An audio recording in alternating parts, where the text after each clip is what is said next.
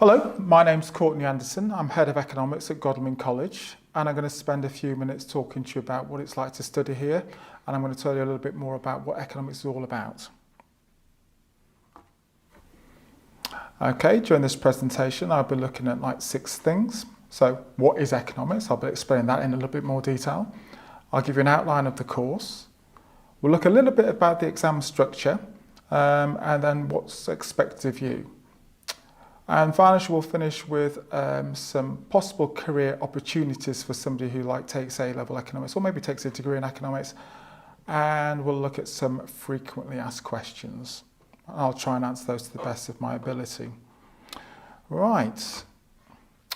So what is economics? Well, at its simplest, it's the study of how society uses its scarce resources, or it's a social science that deals with the production, distribution, consumption of goods and services. Now, when said like this, economics seems a little dry, and it's not.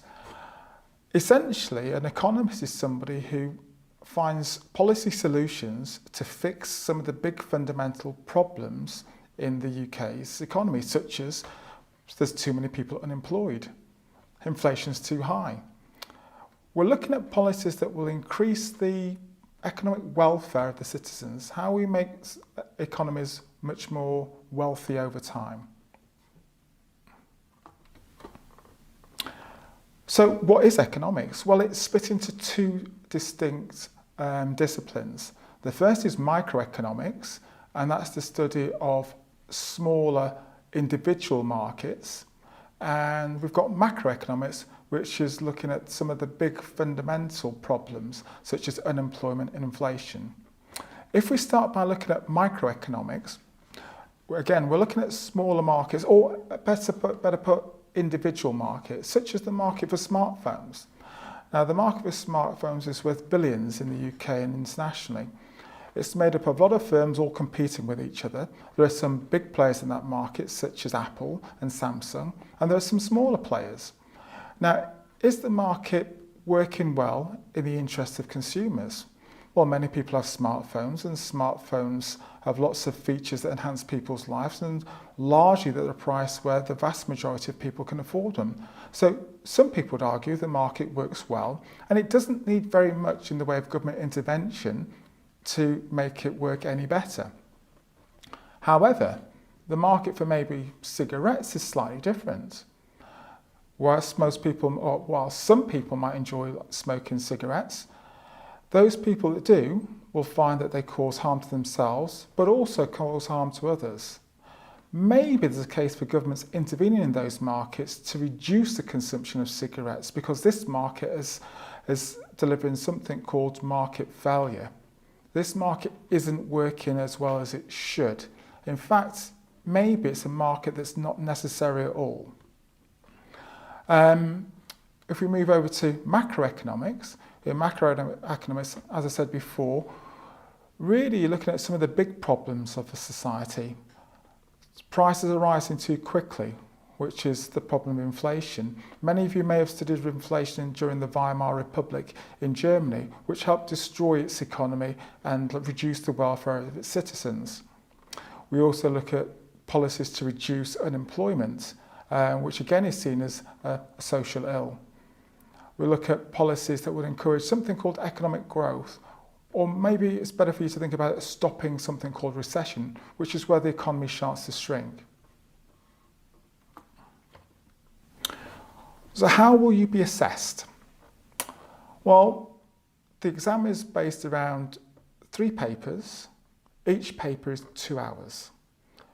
Now, paper 1 discusses microeconomics, and paper 2, we look at macroeconomics, and paper 3 is a mixture of both papers together, both disciplines together, micro and macroeconomics. One of the key things that you should remember is that economics is largely assessed on your ability to write down long-form answers, whether these be 50-mark questions or 25-mark essay questions. The better you are at writing down economic theory in a clear, concise way, the more likely you are to do well in the final exam. What's expected of you? Well, firstly, we want all homeworks handed in and completed to the best of your ability. Secondly, we want you to read around the subject, and we want you to keep aware of and on top of current affairs. So watch what's going on in the news, particularly as it pertains to economics. And finally, we put on support sessions for students that are struggling with the subject. It's not unusual. Economics is new to the vast majority of students that start at the college. We put on support sessions on a Monday, Wednesday and Friday lunchtime, and there'll always be an economics teacher in there ready to help you. So where can you go to improve your knowledge of current affairs? Well, there are some tried and trusted sources.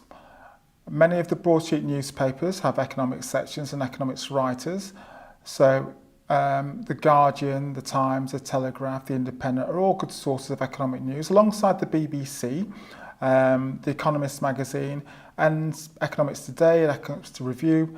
And these are all publications that are within the college library and can be found as both physical products and like online.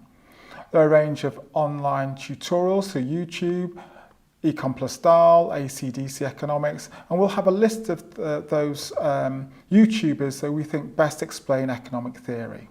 So where can a degree in economics take you?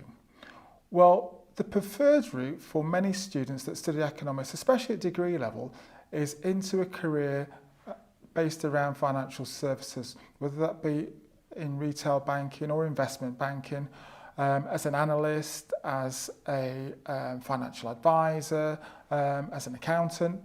All these careers tend to be facilitated by having an economics degree. What are some of the frequently asked questions that I get about the course? Well, the first question, the most popular question is there a lot of maths in economics, and how good at maths do I have to be? Well, the simple answer to that is, well, there isn't a lot of maths.